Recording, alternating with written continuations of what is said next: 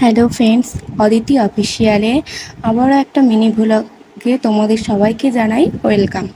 তো আজকে রাধা অষ্টমী, অদিতি অফিসিয়ালে চ্যানেল তরফ থেকে তোমাদের সমস্ত বন্ধু বড় এবং ছোট বড় সবাইকে জানাই শুভ রাধা অষ্টমী।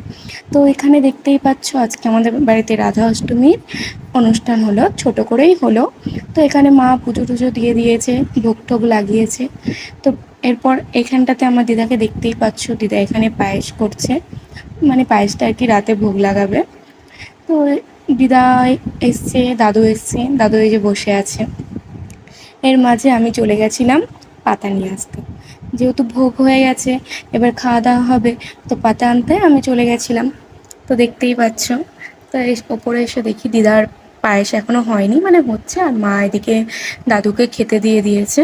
তো প্রথমে দিল তালের বড়া, ছিল মালপোয়া, তারপর ফল প্রসাদ, খিচুড়ি, লুচি, আরও অনেক কিছু ছিল, তোমরা দেখতেই পাবে। প্রথমের দিকে একটু আমি ছবিগুলো দিয়ে দিয়েছি, তো তোমরা একটু দেখে নেবে কী কী দেওয়া ছিল।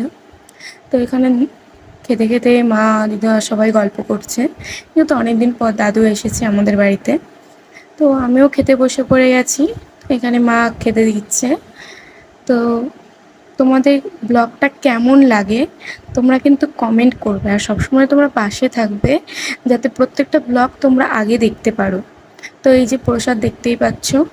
তো আমরা এখানে প্রসাদ খাওয়া দাওয়া করছি। তোমরা আজকে কি কি করলে সারাদিন, তোমরাও কি প্রসাদ খেলে কিনা তোমরা কমেন্ট করবে। তো তোমরা ততক্ষণে ভালো থেকো, সুস্থ থাকো। আজকে